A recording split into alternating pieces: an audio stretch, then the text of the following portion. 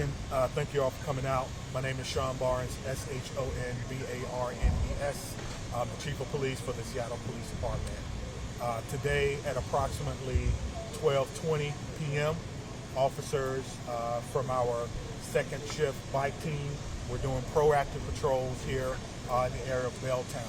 You've heard me talk about proactive patrols and how the commanders have been asking officers to come out and do patrols in the areas that we're having crime and disorder.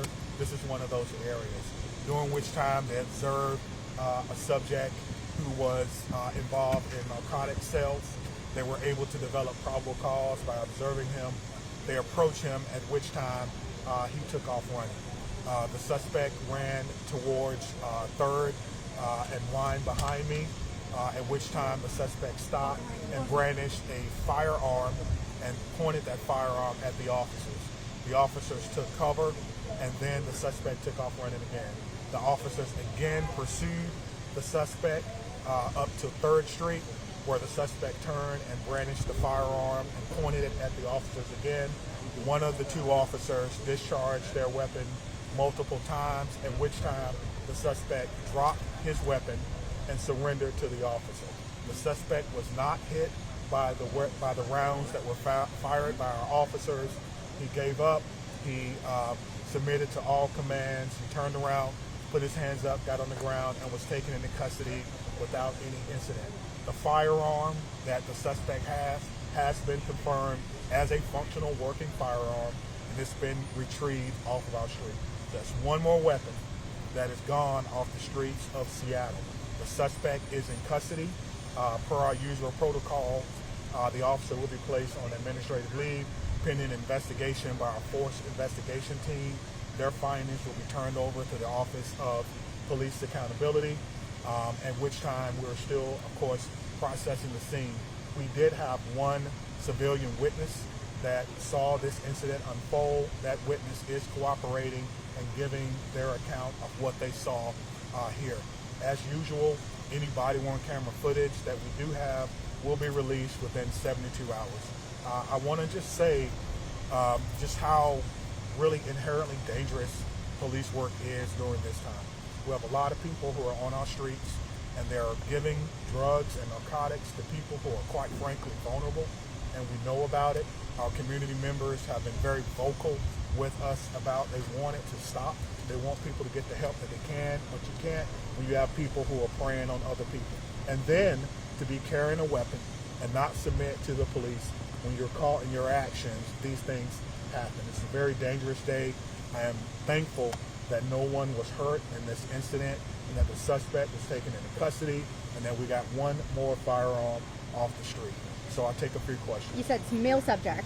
That's correct. And do you have any idea right now how he obtained the firearm? Was he legally carrying, or was this an illegal obtained weapon? We will do what's called a trace form on this weapon to determine the origin of it, but we do not believe he's licensed to carry that weapon. And what kind of firearm was this? It was a handgun. Okay, got it. Can you go through the timestamp on this, like course of events? Well, that'll be part of the investigation, but again, this occurred about 12:23 p.m. today, if that helps you out. Sorry, I missed the cross street you said when you first mentioned. So again, I know there's kind of a scene there. There's inspectors up to 4th Street up that way. Yeah. Kind of walk us through. Yeah, that'll be a part of the entire investigation. I don't want to give a street that may be incorrect, but we do know that it occurred. The shooting occurred near 3rd and Vine, which is behind me. Wine, excuse me. 3rd and Wall? Wine, yeah, Wall, excuse me, Wall. I heard Vine, yeah, I was like, I don't know a Vine. I'm thinking of another street, so that's why. How many shots the officer got? We don't know how many shots. It'll be part of the investigation. The investigators will, of course, take the weapon, see how many rounds are not in that weapon, and then try to trace those rounds. How long has that officer who fired the gun been on the force? I'm not sure. That information will, of course, be released at a later time per the contract and what we can release on that. Charges that this guy's facing? He's facing a slew of charges right now. And so right now he was complaining, the suspect was complaining of chest pains not related to anything the officers did. He's being evaluated at the hospital. That's what we're supposed to do. And so when he's not feeling well, it's taken into custody. But once he is cleared, he will be booked, and those charges will be available for you to look at. He was armed. the suspect was armed? The suspect was armed with a weapon. That weapon was recovered, and it has been verified as a firearm. Did Yes. he discharge the firearm? He did not discharge the firearm. We got time for about 2 more. But he was not hit. He was not hit. How many gunshots were there? Again, we don't know. I don't want to say how many times the officers fired. As we were speaking earlier, we're going to let the investigation answer all of those questions so that I do not misspeak. But again, the last thing that I will say is, again, our officers are out here. We are doing proactive patrols. The commanders have a good understanding of when and where officers need to be. We have heard from the community that they do not want people selling drugs on their streets. We've heard from the community that there are people who are vulnerable and are subject to this type of behavior.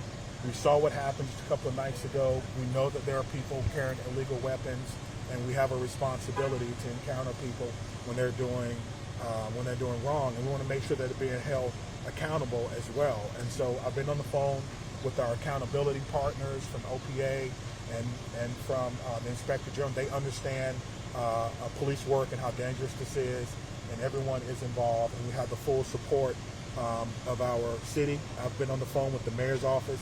They are certainly aware of this, and they understand that our officers will be conducting proactive patrols throughout the summer like we've always done here, just in a little bit more volume. What's the numbers for that? I mean, how many officers do you have committed to the Belltown area doing proactive patrol on, say, a daily basis? I'm not sure how many. That depends on what operation they're working, what assignment they get from their precinct commanders. There may be times of the day where you see more proactive. There may be times of the day when you see less proactive. But the idea is they have the authority to move officers around to get the proactivity that we need. And they also answer calls for service if they're close to it as well. So thank you so much. Thank you, Chief.